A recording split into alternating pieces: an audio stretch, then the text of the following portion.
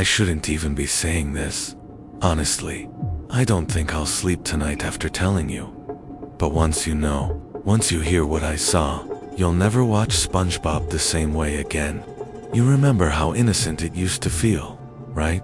That yellow sponge with the goofy laugh, flipping Krabby Patties, living in a pineapple under the sea. But what I found, it wasn't the SpongeBob you know. It was something else.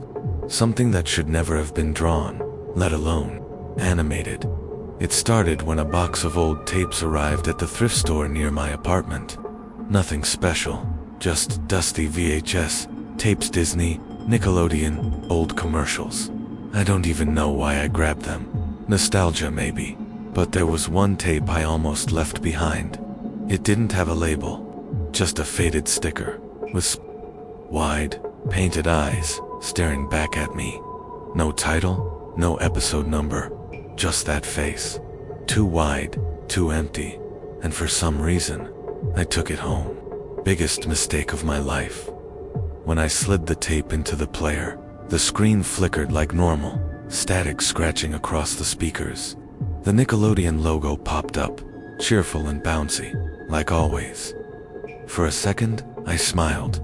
It felt warm, familiar, safe. But then, the theme song began.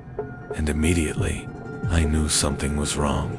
The colors were dull, the ocean looked cloudy, and the voice of the singer was slowed down. It wasn't playful anymore. It was distorted, like someone singing from the bottom of a well.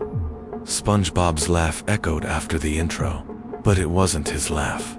It was longer, deeper, hollow, like something alive, struggling inside it. I told myself it was a glitch. Maybe the tape was damaged. But the episode began, and the pit in my stomach grew deeper. SpongeBob stood in front of his pineapple house, staring at the camera. Not moving, not blinking, just staring. Minutes passed, or maybe seconds, I couldn't even tell. Then, finally, his mouth opened, but no sound came out. Not at first. Then, faintly, a whisper. "Why are you watching?" That's when I should have turned it off, but I didn't. And if you keep listening, you'll regret knowing what came next. Asterisk, the screen cut to black for a few seconds. I thought the tape broke then. It faded back in. The camera panned slowly through Bikini Bottom, but it wasn't the bright, happy town I remembered. The sky was dark gray, almost storm-like, and the water had this sickly, greenish tint. Buildings were crumbling. The streets were empty. There were no jellyfish floating, no laughter, no life. Just silence, except for this low, humming noise. It was faint, but steady, vibrating through the speakers like a heartbeat. Slow, heavy, wrong. Then I saw him, SpongeBob, walking down the street. Only, he wasn't bouncing with that goofy grin. He was dragging his legs. His body slumped forward, his arms swinging lifelessly. His eyes, oh God, his eyes were empty. Just two black holes, sunken deep into his yellow sponge body. He walked past Squidward's house. The windows were shattered. The door was missing. SpongeBob didn't stop. He just kept walking. The humming grew louder with every step he took. Louder and closer. Suddenly, the camera cut. Hard. No transition, no fade. Just snap. Squidward's face filled the screen. He was in his house, sitting on the floor, knees pulled to his chest. His eyes were bloodshot, swollen, like he hadn't slept in days. His clarinet lay broken beside him. He was rocking back and forth, whispering something I couldn't make out. But then, the audio sharpened. His voice broke through the static. "Make it stop. Make it stop. Make it stop." I leaned in closer, trying to hear. And then, as if he knew I was listening, Squidward stopped rocking. He turned his head, slowly, deliberately, and he stared straight at the screen, straight at me. His lips parted, and he whispered, "You shouldn't be here." The humming sound cut off. Dead silence. I felt my chest tighten, my fingers trembling, on the remote. But I didn't stop the tape. I couldn't. Something in me, maybe curiosity, maybe stupidity, wanted to know what happened next.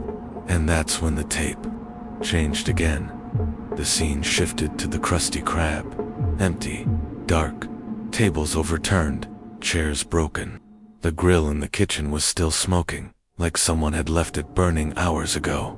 Then the camera tilted, downward, onto the floor, and, I swear, my stomach twisted. There was something there. A trail, red, wet, smearing across the floor, leading into the freezer. SpongeBob walked into frame, slowly, dragging his hand along the wall. His fingers left streaks behind him. His face was blank, his eyes hollow. He followed the trail, step by step, until he reached the freezer door. He pulled it open, and inside, I wish I could forget what I saw. The walls were covered in scratches, deep and frantic, and in the center was Patrick. His body slumped against the corner, frozen solid, his mouth wide open in a silent scream. His eyes gone, just empty sockets. His arms torn jagged, like something had ripped them apart. And on the wall behind him, written in what I pray was paint, but I know it wasn't, were the words, "Are you laughing now?" The camera zoomed in on Patrick's face, his scream frozen forever. And then, SpongeBob laughed. Not the laugh you know, not the high-pitched silly giggle. This laugh was guttural, low, like something inhuman, trying to crawl its way out of his throat. The sound filled the room, vibrating through the screen, burrowing into my head. I wanted to stop the tape. I wanted to turn it off, but I couldn't move. I was paralyzed, watching, listening, drowning in that laugh. And then, the screen cut to black again, but this time, a sentence appeared in white letters, jagged, shaking like it was scratched into the film itself. It said, KEEP, watching, or he'll know. Asterisk, the black screen lingered. I thought maybe the tape had ended. My hand hovered over the eject button, desperate to stop, desperate to breathe. But before I could move, the humming returned. Louder this time, angrier.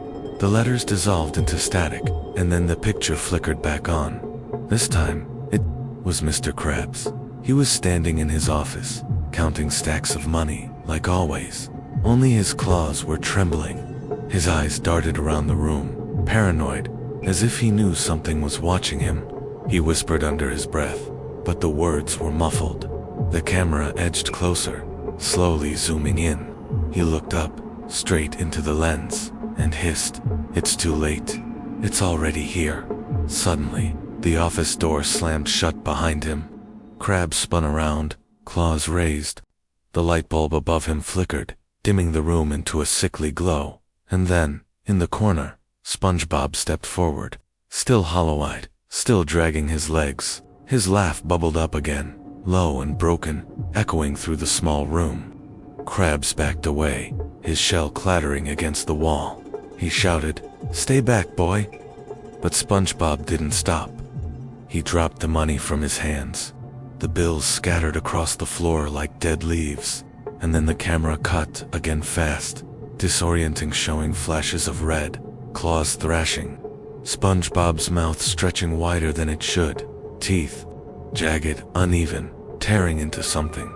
I couldn't see clearly, just glimpses, a claw hitting the ground, a scream that gurgled, then stopped, then silence. When the picture steadied, Krabs was gone. All that was left was a pile of torn money, soaked, dripping with something dark. SpongeBob stood over it, breathing heavy. His empty eyes locked onto the camera, locked onto me. The tape jumped again, no transition. Now it was the outside of SpongeBob's pineapple house, but it wasn't bright and colorful anymore. The walls were cracked, the windows shattered, seaweed draped over it like veins. The door creaked open on its own, and the camera slid inside. The living room was wrecked, furniture overturned, pictures of SpongeBob and his friends ripped and scattered across the floor. In the corner, Gary's bowl lay shattered, empty, completely empty. The camera panned slowly, too slowly, toward the staircase. Each step creaked under invisible weight as it ascended. At the top, SpongeBob was waiting, still, motionless, his face twisted into something I can't describe, his mouth stretched wide, frozen in a grin that was too big for his face. His eyes were bleeding, thick black fluid streaming down his cheeks. And then, he whispered, not to anyone in the room, not to anyone in the show, to me, directly. His voice was cracked, like glass grinding against metal. Why did you keep watching? The screen crackled with static, but his face didn't fade. It stayed there, burning into my mind. His words echoed, repeating, distorting, layering over themselves until it was all I could hear. Why did you keep watching? Why did you keep watching? Why did you keep watching? The volume rose with each repetition until it felt like my skull was going to split open. I slammed my hands over my ears, but the sound didn't stop. It was inside my head, crawling through my thoughts, digging in, and then silence. The screen black again. I gasped, my chest heaving like I'd been drowning. But before I could even process, a new scene began. This one was different, real. The grainy VHS filter was gone. The footage was shaky, handheld. It showed a bedroom, not SpongeBob's world. A real bedroom, a desk, a chair, posters on the walls, and on the desk, a TV with a VCR, playing the very same tape. My blood ran cold as I realized it was my room, my desk, my TV. Someone was filming me, watching me watch the tape. I froze. The camera crept closer, inching toward the back of my head. My heart was pounding so hard, I thought it would burst out of my chest. The picture glitched, and then the screen went black one last time. The black screen lingered, but this time, I didn't dare move. My hands were trembling, glued to the armrests of my chair. Then, out of nowhere, the static erupted again. It screamed into the speakers, sharp and violent, before cutting back to footage. Only this time, there was no SpongeBob, no Bikini Bottom, just darkness. A slow rhythmic thudding sound echoed through it, like footsteps, heavy and wet, approaching from far away. With each step, the camera jolted slightly, as if whatever held it was trembling too. And then, the faint outline of a figure emerged. At first, it was only a shape, distorted in the shadows. But when it stepped closer, I felt every hair on my body rise. It was SpongeBob, his square body hunched, his limbs impossibly long now, dragging across the ground like tendrils. His face had changed, skin peeling, smile torn across his cheeks, exposing rows of sharp, uneven teeth. His eyes glowed faintly in the dark, but they weren't looking at the camera. They were looking past it, looking at me. He leaned closer to the lens, filling the entire frame with his face. His mouth didn't move, but his voice thundered in my skull. "You can't leave now." The camera shuddered violently, static bleeding around the edges of the screen, as if the tape itself couldn't contain him anymore. His claws scraped across the glass, and for a moment, I could swear I saw scratches appearing on my own TV screen. Then, the picture blinked. The living room appeared again, but it wasn't SpongeBob's. It was mine, my couch, my carpet, my TV. The camera moved slowly, deliberately, panning around my house as though someone or something was walking through it. I couldn't breathe. Every corner of the screen showed pieces of my life, recorded without my knowledge. The camera stopped at the hallway. It stared at the door to my room. My door. I froze. I was sitting inside, staring at the screen, and yet on the tape. I watched the doorknob begin to turn, slowly, painfully slow. The door creaked open, inch by inch. My heart was hammering so violently, I thought it would break my ribs. The lens edged closer, slipping into my room. There it was, my desk, my bed, my chair, and me, sitting there watching. The footage was real-time live, The camera circled behind me, showing the back of my head. I couldn't move. I couldn't even blink. My body felt paralyzed, as if the tape itself had stolen my will. Then, in the footage, a hand appeared on my shoulder. A yellow, rotten, sponge-like hand. My blood turned to ice. I whipped around in terror. My room was empty. Nothing there. But on the screen, SpongeBob was standing right behind me. His smile stretched wider than ever, dripping black sludge that stained the floor. His voice crawled into my ears, a whisper so cold it pierced my bones. "Now you're part of the show." And before I could react, the tape cut out. Black screen, total silence. But the reflection on my TV, it wasn't me staring back. It was him, still smiling. Asterisk, the screen flickered again, but this time, I didn't even want to look. Something deep in me screamed that it wasn't over, that it was only beginning, and I was right. The static cleared, revealing rows upon rows of VHS tapes, stacked high in a room I didn't recognize. Each tape was labeled in messy handwriting. I leaned closer to the screen, my mouth dry as I read them. They weren't episode titles, they were names. Dozens of names. Hundreds, some written so faintly they were almost erased. And then, my stomach dropped. One of the tapes had my name on it, my full name. The camera zoomed in on that single tape, lingering on the letters as if mocking me. My pulse raced, and I staggered back from the TV, whispering to myself, no, this isn't possible. But the tape on the screen slowly slid out of its slot, and the camera turned, facing another player sitting in the corner of that shadowy room. The tape was fed into it. I didn't want to see what would play, but I had no choice. The screen snapped to life once more, and I saw myself, sitting exactly where I was, in my chair, in my clothes, watching this very nightmare unfold. It was a mirror, but one that went deeper than reflection. It knew everything about me, every breath, every thought. Then, something impossible happened. On the screen, my own face started to change. My skin sagged, my eyes hollowed, my mouth twisted into that same grotesque smile SpongeBob wore. My reflection was becoming him. I tried to scream, but my throat tightened like a noose. My jaw locked. I could feel my lips pulling into a grin I wasn't making. My hands clawed at my face, but the smile stretched wider and wider, tearing at the corners of my mouth until I thought it would split me open.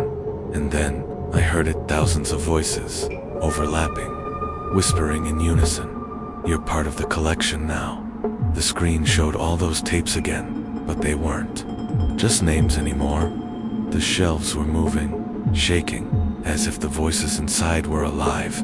They were screaming, begging, and I realized the truth. Every name was someone who had watched and never escaped. Their souls trapped inside the recordings, playing over and over, forever. The last thing I saw before the TV finally went black was my own tape, sliding neatly into place among the others. The whispers didn't stop. They were inside my head now, and in that silence, I understood the horror. You don't watch the tape watches you, and once it begins, it never ends. Asterisk, I didn't sleep that night. How could I? Every time I shut my eyes, I saw that warped grin, my grin, stretching, twitching in the dark. I tried to convince myself it was just my imagination, just sleep deprivation, but the sounds wouldn't stop. Soft scratching in the walls, wet, gurgling laughter echoing from somewhere deep in the house. I told myself it was pipes, or maybe rats, but in the pit of my stomach, I knew better. The TV stayed unplugged, but that didn't matter. The screen flickered anyway. Sometimes I'd catch it glowing faintly in the corner of my eye, even though it wasn't connected to anything. Once, I swear I saw my reflection standing behind me in the glass, grinning, even though I wasn't smiling. I threw a blanket over it, but the hum continued, like a heartbeat, slow, patient, waiting. I started digging, I needed answers. I found old forum posts buried deep, online threads wiped clean, usernames deleted, but fragments remained. Stories of people who had found lost episodes, not just SpongeBob, other shows too, children's cartoons, innocent things. But the pattern was always the same. The tape appears where it shouldn't. The episode plays things no one was meant to see. And soon after, the watchers disappear. One post chilled me to the bone. It wasn't even a story, just a single sentence. The tapes aren't episodes, they're containers. I didn't understand it at first, but the more I thought about it, the more it made sense. These weren't lost shows, they were prisons, a way of storing something, someone, like the hundreds of names I saw on that shelf. Each tape was a body, each reel, a soul. And the worst part, the forums all went dead around the same year. Every single one, almost like someone or something was cleaning up, erasing the trail, making sure no one got too close. I shouldn't have kept reading, but I couldn't stop. That itch in the back of my skull wouldn't let me. FOMO, obsession, whatever you want to call it, it dragged me deeper. And the deeper I went, the louder the whispers grew. They weren't in the walls anymore. They were inside me. Asterisk, I stopped leaving my apartment. I couldn't risk it. Every shadow felt like it was watching me. Every face in the crowd seemed a little wrong. Smiles too wide, eyes that lingered a second too long. And the TV, it wouldn't stay covered. Every morning, the blanket I draped over it was back on the floor, neatly folded, like someone was mocking me, like someone wanted me to know they'd been here. I told myself I'd destroy the tape, burn it, smash it, anything. But when I opened the drawer where I hid it, there wasn't just one tape anymore. There were 3, each one labeled differently, each one with another name scrawled across the spine. And my hands were shaking so badly, I could barely hold them, because the third tape didn't have a stranger's name on it. It had mine. I didn't touch it. I couldn't. But the pull was unbearable. I'd catch myself staring at it for hours, my mind repeating the same thought over and over. Just play it once. Just see. And every time, I swore I wouldn't. But that hunger grew, like it was inside me now, feeding, gnawing, demanding. And the dreams. God, the dreams. I'd see Bikini Bottom, but it wasn't the one we all knew. The water was black, thick like tar. The buildings were cracked and sinking. The characters wandered aimlessly with hollow eyes, whispering in a language I didn't understand. And every dream ended the same way, with SpongeBob. Not laughing, not smiling, just standing there in the darkness, staring at me, his mouth opening wider than it should, until it split the entire screen. And from that abyss, something crawled out. I'd wake up drenched in sweat, only to hear the sound of static leaking from the living room. Louder, closer, almost inside the walls. And every night, I told myself the same lie, that tomorrow, I'd get rid of the tapes. Tomorrow, I'd run. But every morning, when I opened that drawer, there were more. I couldn't count them anymore. The tapes filled the drawer, then the cupboard, then the floor. No matter how many I threw out, how many I smashed, there were always more.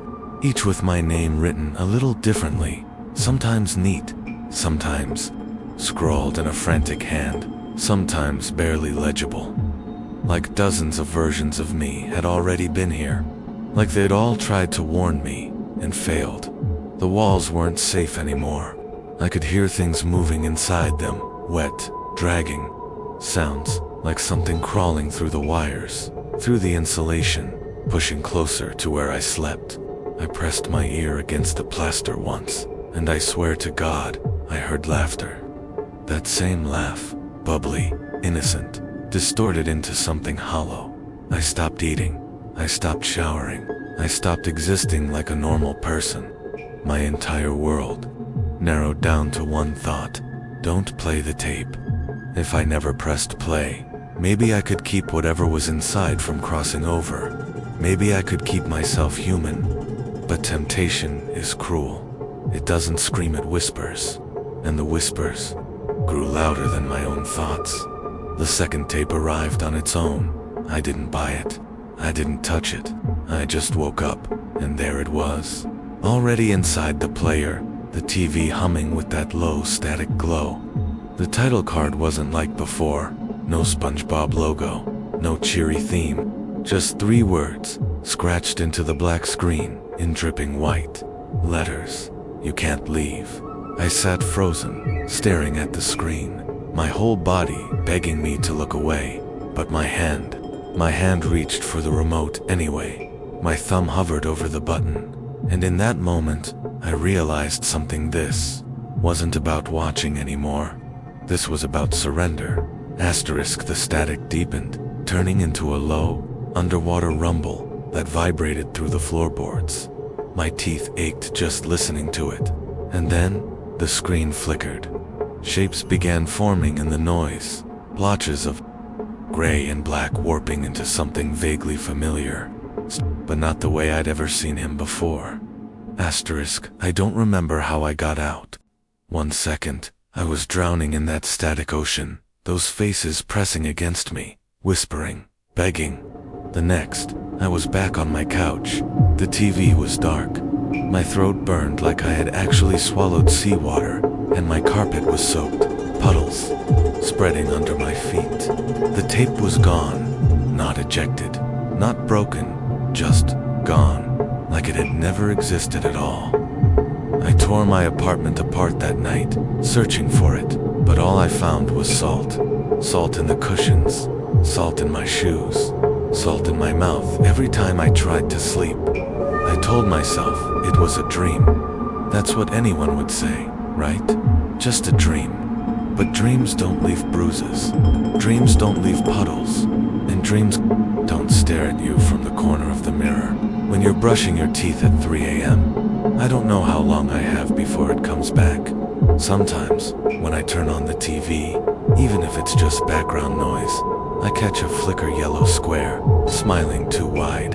And I swear I can hear him, whispering through the static, that layered voice pressing into my skull. You saw what you weren't meant to see.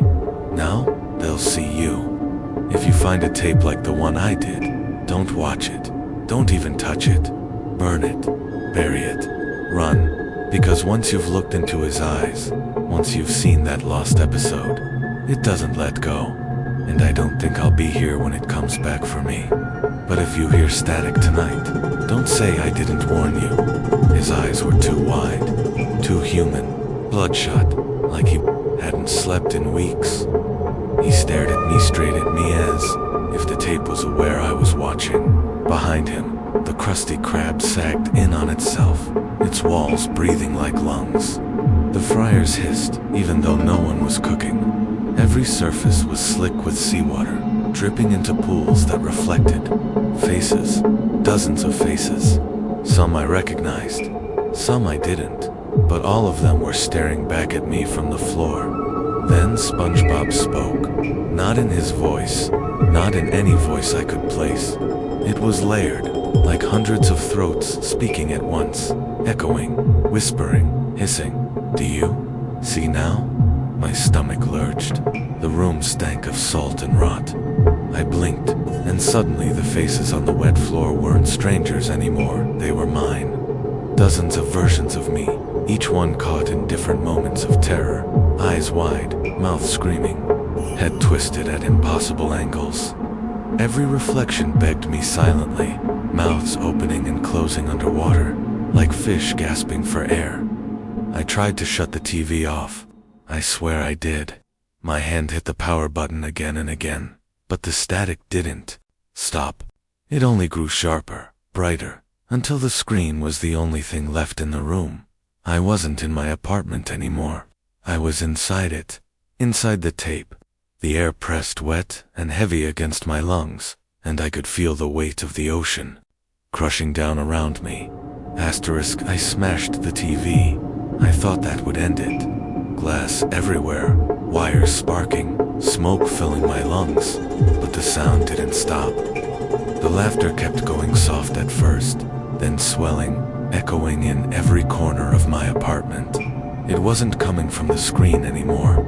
It was inside, the walls. I tried leaving, packed a bag, grabbed my keys, but the door wouldn't open. No matter how hard I pulled, it was like it wasn't a door anymore, just a painted outline on the wall. The windows were the same, trapped, caged in with the static. That's when I noticed the reflection in the broken glass. My face. It wasn't my face anymore. It was his. Wide, empty eyes, too many teeth, and that laugh spilling from a mouth I couldn't close. I think I understand now. There was never a lost episode. Not really, just a doorway. And I opened it, and now I'm what comes through. If you're still listening to this, you've already gone too far. You think you're safe because you're just hearing my words, but that's how it spreads. Through sound, through memory, through you. Don't turn off this recording. Don't look away from the screen, because the second you do, you'll see him. And once you do, there's no going back.